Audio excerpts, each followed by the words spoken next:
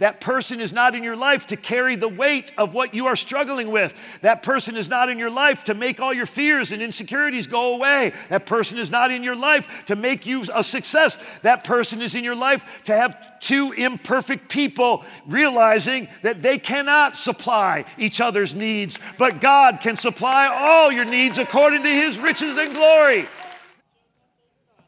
You will find healing. And you will find rest. I don't know when your healing will show up, but I can just tell you the invitation has already gone out. And all we have to do is come to Him. It's simple, isn't it? It's not a big, complicated passage of Scripture. Are you tired? Come to me. Are you worn out? Come to me. Are you heavy laden? Come to me. Are you burned out with religion? Come to me. Worried? Come to me. Empty? Come to me. Weak, come to me. The tenderness of this invitation, this beautiful invitation. He says, come to me.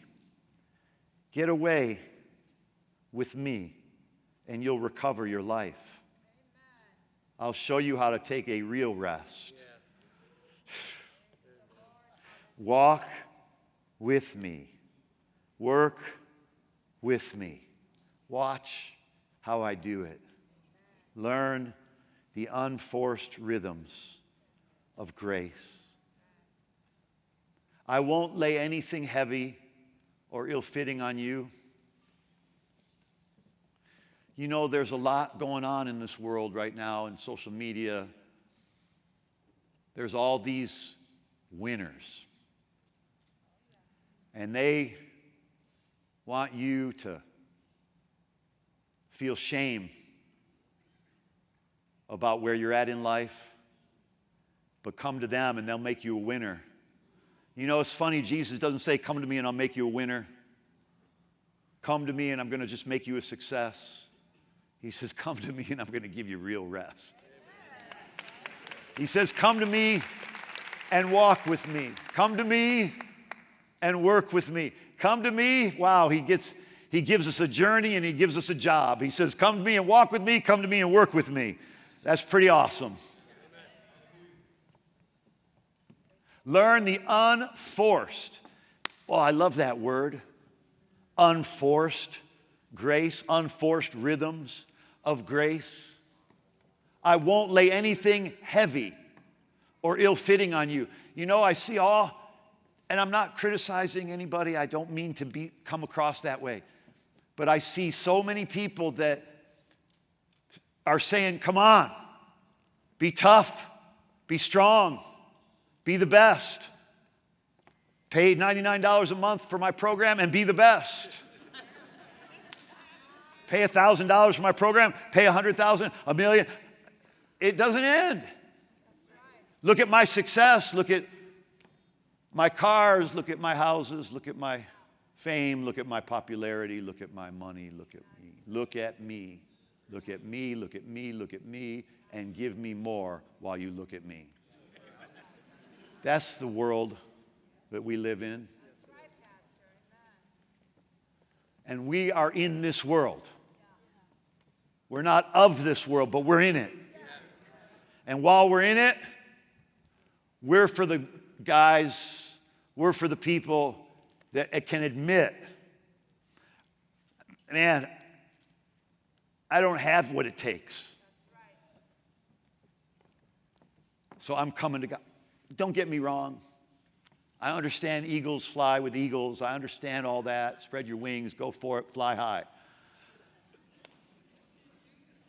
I understand business owners need to mingle with other business owners. I understand all that. I understand all that. But that is not the gospel. The gospel is come to me. The gospel is an invitation to relationship. It's an invitation to fellowship. It's an invitation to a loving relationship with God.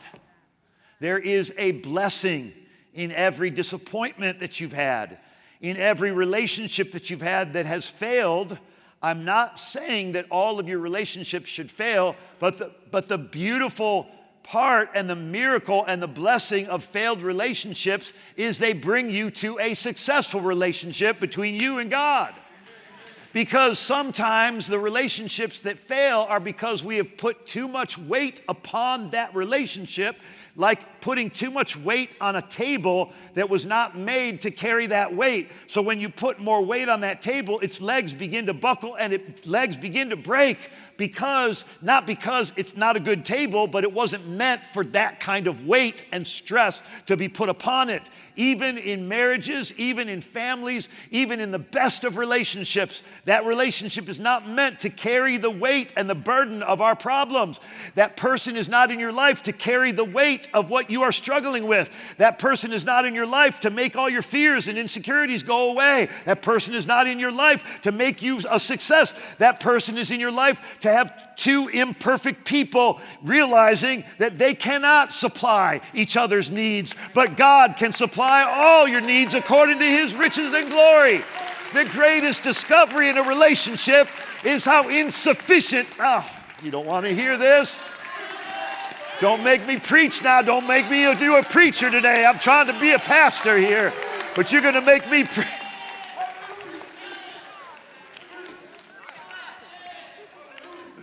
The greatest blessing and miracle of a relationship is the revelation of its insufficiency to meet your needs.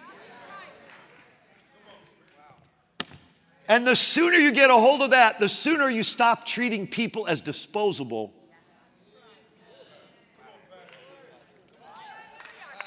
To get something out of them that they were not created to give.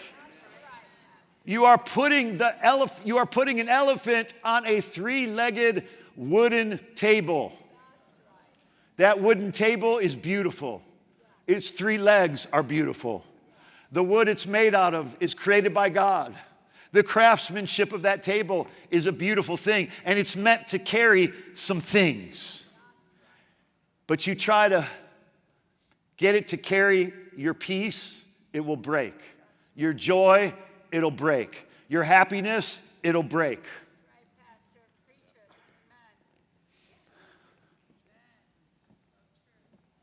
Every relationship we have in life is designed by God. I believe it's designed by God to point us back to Him. Every failure is designed by God. I'm not saying that God designs failure, but He redesigns it. He takes it and He renovates it and turns it into success.